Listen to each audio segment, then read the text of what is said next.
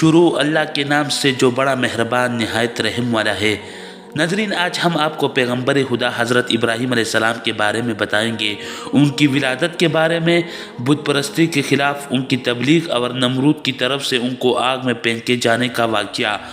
ناظرین، نمرود ملک بابل کا بادشاہ تھا۔ بابل کا موجودہ نام عراق ہے۔ نمرود انتہائی مغرور شخص تھا۔ جب اس کی ابتدا کا دائرہ وسیع ہو گیا تو لوگوں سے کہنا شروع کر دیا کہ اس کی عبادت کرے، کیونکہ لوگ پہلے ہی غیر اللہ اور لکڑی سے بنے ہوئے بتوں کی پرستش کیا کرتے تھے، لہٰذا وہ اسے بھی آسانی سے خدا ماننے پر آمادہ ہو گئے۔ لوگوں کو اس گمراہی اور ضلالت کی زندگی بسر کرتے ہوئے ایک عرصہ ہو گیا اور وہ اللہ کو بالکل ہی بھلا چکے تھے۔ اللہ تعالیٰ نے اس قوم کی رہنمائی کے لیے ان میں اپنا نمائندہ بھیجنے کا ارادہ فرمایا۔ نمرود کے دربار میں نجومی بھی تھے۔ ان نجومیوں میں ایک بڑا نجومی بھی تھا، وہ نمرود کے بالکل قریب تھا۔ ایک دن اس نے نمرود سے کہا، ایک بات عرض کروں؟ نمرود نے کہا، ہاں بتاؤ۔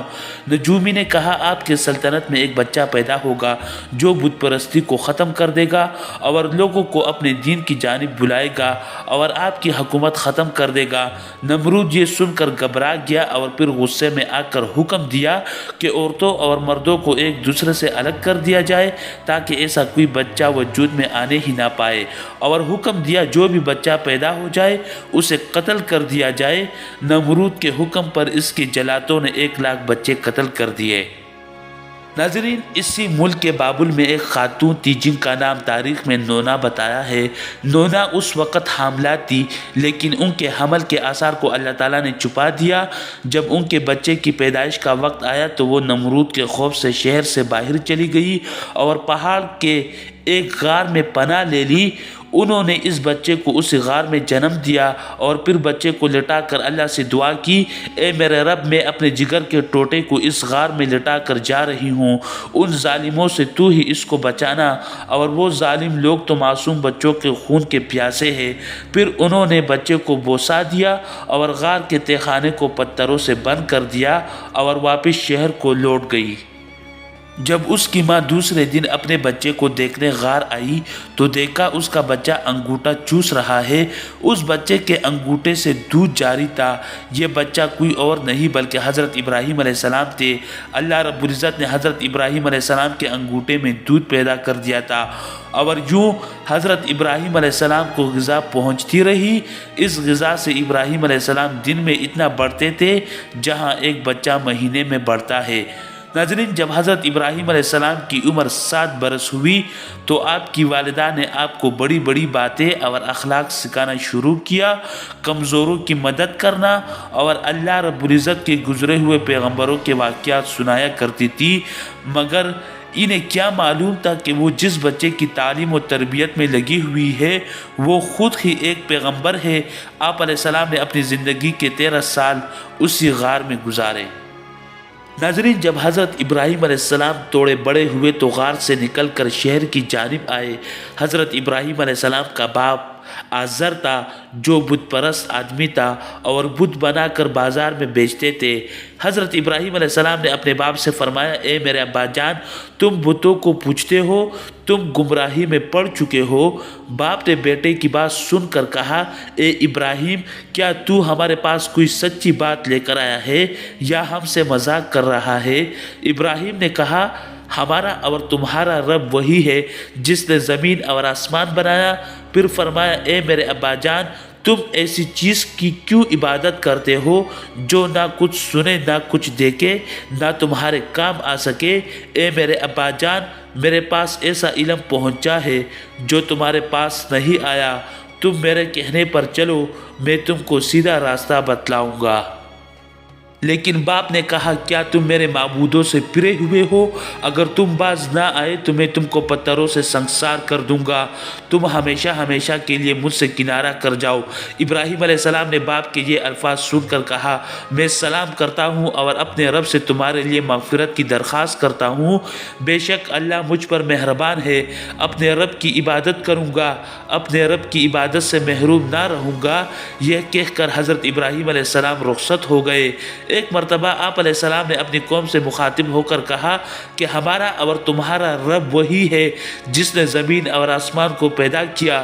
ایک قوم تم اپنے ہاتھوں سے بنائے ہوئے بت کو پوج رہے ہو، نہ تو ان میں یہ طاقت ہے کہ یہ نقصان پہنچائے نہ فائدہ پہنچا سکتے ہیں۔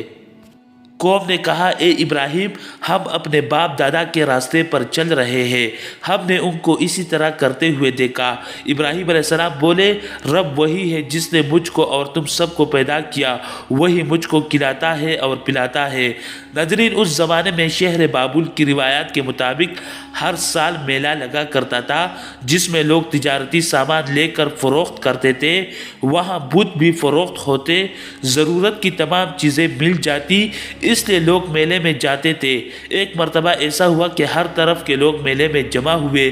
حضرت ابراہیم علیہ السلام ہر سال میلے میں جایا کرتے تھے، لیکن اس سال جانے سے انکار کر دیا۔ بولے کہ میلے میں جب تمام لوگ چلے جائیں گے تو میں ان جھوٹے معبودوں کی درگت بناتا ہوں۔ جب سب لوگ میلے میں چلے گئے، میدان خالی تھا، بت خانے کے آس پاس کوئی نہیں تھا۔ ابراہیم علیہ السلام کے لیے یہ ایک بہت ہی اچھا موقع تھا۔ وہ بت خانے میں گھسے اور تمام بتوں کو توڑ کر چکنا چور کر دیا، سوائے بڑے بت کے۔ بڑے بت کو ہاتھ نہیں لگایا، اس بڑے بت کے کندھے پر کلہاڑا رکھ دیا جس سے بتوں کو توڑا تھا۔ جب لوگ پہلے سے واپس آئے تو بت خانے میں داخل ہوئے۔ یہ دیکھ کر ان سب کو حیرت ہوئی کہ بت چکنا چور ہو کر زمین پر پڑے ہوئے ہیں۔ آپس میں ایک دوسرے سے کہنے لگے، اس میں ضرور اس نوجوان ابراہیم کا ہاتھ ہے، کیونکہ وہی بتوں کے خلاف ہے۔ لوگ غصے میں آئے، ابراہیم علیہ السلام کو بلایا، ان سے پوچھا کہ ہمارے معبودوں کو کس نے اس حال پر پہنچایا ہے؟ ابراہیم علیہ السلام نے کہا، تم اپنے بڑے بت سے کیوں نہیں پوچھتے جسے اپنا معبود سمجھتے ہو؟ وہ سب کچھ تمہیں بتا دے گا۔ تمام لوگوں نے کہا کہ ابراہیم علیہ السلام کو نمرود بادشاہ کے سامنے پیش کیا جائے تاکہ نمرود اسے سزا دے۔ تمام لوگ مل کر نمرود کے دربار میں حاضر ہوئے اور نمرود سے شکایت کی کہ ابراہیم نے ہمارے بتوں کو توڑا ہے اور کہتا ہے کہ یہ معبود نہیں بلکہ معبود کوئی اور ہے۔ اس نے ہمارے بتوں کو توڑ ڈالا اور ہمارے بتوں کے ساتھ گستاخی کی ہے، اسے سزا دی جائے۔ نمرود نے لوگوں کی باتیں سن کر ابراہیم علیہ السلام کو دربار میں حاضر ہونے کا حکم دیا۔ حضرت ابراہیم علیہ السلام شاہی دربار میں حاضر ہوئے۔ دربار میں تمام مصاحب اور امراء بیٹھے ہوئے تھے۔ نمرود نے ابراہیم علیہ السلام سے پوچھا کہ کیا تو ہمارے معبودوں کی تصدیق کرتا اور جھٹلاتا ہے؟ کیا تو نے ہمارے معبودوں کو توڑا ہے؟ نمرود بڑے سخت لہجے میں ابراہیم علیہ السلام سے باتیں کر رہا تھا۔ حضرت ابراہیم علیہ السلام جرأت مندی کے ساتھ ہر سوال کا جواب دیتے رہے۔ حضرت ابراہیم علیہ السلام نے کہا کہ یہ سب تمہارے معبود ہی بتا سکتے ہیں، انہی سے پوچھ لو تو بہتر ہے۔ شاہی دربار میں سردار، امراء اور مصائب سب لوگ بیٹھے ہوئے تھے۔ انہوں نے حضرت ابراہیم علیہ السلام سے کہا، کیا بت بھی باتیں کر سکتے ہیں؟ حضرت ابراہیم علیہ السلام نے کہا، جو نہ دیکھ سکتے ہیں، نہ سن سکتے ہیں، نہ تو تمہاری آرزو پوری کر سکتے ہیں، پھر کس طرح تم انہیں اپنا معبود مانتے ہو؟ میرا رب مارتا اور جلاتا ہے۔ نمرود نے کہا، یہ تو میں بھی کر سکتا ہوں۔ لہٰذا اس نے 2 قیدیوں کو جیل خانے سے رہا کیا اور سامنے پیش کیا۔ ایک کو پھانسی کی سزا ہو چکی تھی جبکہ دوسرا بے قصور تھا۔ اس نے پھانسی والے کو چھوڑ دیا اور جو بے قصور تھا اسے زندہ جلا دیا۔ ابراہیم علیہ السلام سمجھ گئے کہ نمرود بڑا ہی احمق ہے، لہٰذا اس نے نمرود سے کہا، میرا رب سورج کو مشرق سے نکالتا ہے، لہٰذا تم مغرب سے نکال دے۔ نمرود لاجواب ہو گیا۔ لوگوں نے شرمندگی سے اپنے سر جھکا لیے۔ ان لوگوں میں ایک شخص تھا جس نے نمرود سے کہا کہ اسے زندہ جلا دو تاکہ دوسرے عبرت حاصل کریں۔ نمرود نے حکم دیا کہ ابراہیم کو آگ میں زندہ جھونک دو۔ چنانچہ آگ کا آلہ تیار کیا گیا۔ حضرت ابراہیم علیہ السلام کے جلنے کا منظر دیکھنے کے لیے تمام لوگ جمع ہوئے۔ بتوں کے پجاری بہت خوش تھے اور کہنے لگے کہ ہمارے معبودوں کو توڑنے کی ابراہیم کو سزا ملے گی۔ پھر حضرت ابراہیم علیہ السلام کو آگ میں ڈال دیا، لیکن وہ آگ آپ علیہ السلام پر سلامتی والی بن گئی۔ آپ علیہ السلام نے تبلیغ کا سلسلہ جاری رکھا، لیکن گمراہ قوم کے اندر کوئی تبدیلی نہیں آئی، بلکہ آپ علیہ السلام کی زندگی اجیرن کر رکھی تھی۔ آپ علیہ السلام کو ستاتے اور پریشان کرتے تھے، لہٰذا آپ علیہ السلام نے ہجرت کی ٹان لی اور سامان سفر باندھ کر فلسطین کی طرف روانہ ہوئے۔ नाजरीन, इसी उम्मीद के साथ हमें इजाज़त दीजिए कि आपको हमारी वीडियो पसंद आई होगी। मिलते हैं बहुत जल्द एक नई तारीख़ी, तहकीकी और मालूमाती वीडियो के साथ। अल्लाह रब्बुल इज़्ज़त आपका हामी और नासिर हो।